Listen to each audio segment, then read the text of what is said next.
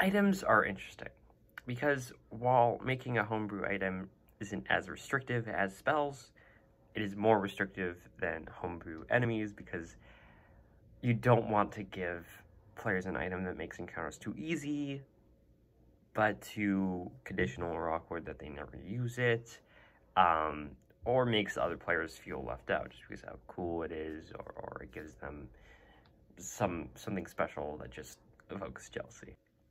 One of my favorite type of item is the evolving item, kind of like the Vestiges of Divergence that Matthew Mercer makes, that get more abilities as you reach milestones. And Expedia Level 3 has a similar thing in his recent Homebrew Rules video as well. My specific version is kind of like the weapons for Ratchet and Clank that you can upgrade, and you can choose what aspect of them you want to improve. Like maybe you want to improve the range of maybe a ranged weapon, the damage of your weapon, maybe you want to give it a finesse property, you want increase the number of charges on your magic item, give it a bonus effect, increase the DC, all these things. You get to tailor your item when you level up based off of how you want it to respond, which is great because it's both fun to make as a DM, but also as a player, they get to have the item they want rather than just something you give them because they get to tailor make it. You don't want to give the players too many items, of course, or else they'll never end up using them, or many of them. Or if you do give out a lot of items, make sure maybe a lot of them are consumables or like specific things, like maybe one's like a special key that you'd use in certain circumstances. Like it rewards the players for keeping track of what items they have because they have more specific purposes or lore purposes, and are not just a collection of stuff. The powerful ones, or the ones that feel powerful, will always be the ones that most often be the ones that players use. They love getting items from encounters. There's a lot of potential for them to enjoy what you give them already.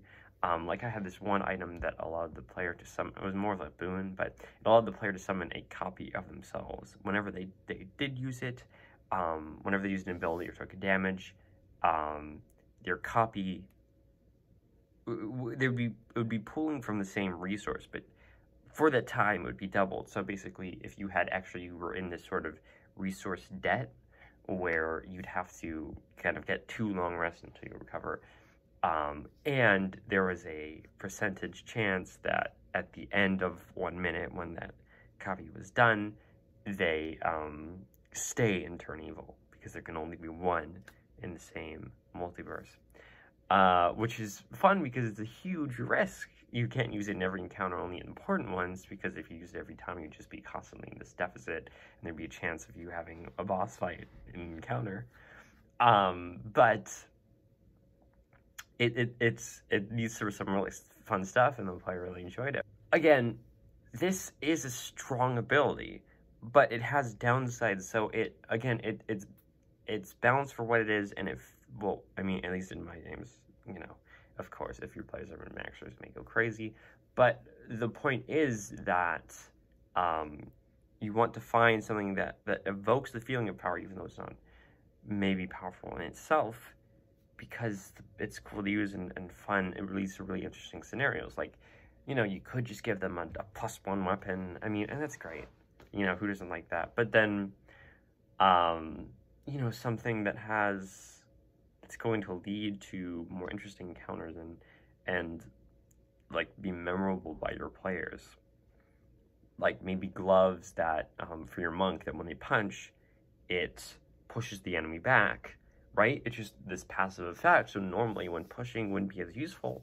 They could try to line up interesting stuff by pushing them into an AoE effect, and things like that. Because ask yourself the question when you're making this, why is this a custom item? Pretty much with anything, ask yourself, why am I putting the effort to making a homebrew? And I would say the answer is because it can bring something that normal items or enemies and things cannot do, and you have a specific thing you want to do, especially if the players request a certain item. I'll often allow, if they have enough money or whatnot during downtime, they can like order an item or request it be made. And so you get to, you know, flex your homebrew skills as well as give them what they want, which is kind of a win-win scenario, though receiving an item from a pool of you know, treasures is always fun because it's unexpected and there's a mystery behind it. One of my favorite moments involving a homebrew item was in this one player's backstory. They were basically an amnesiac, and they used to be this great warrior, and they had this epic sword that was, so I wanted to, for the final fight, he found the sword, right? So I could make this powerful boss and give him this powerful weapon to offset it. And then the other players, of course, got their own boons.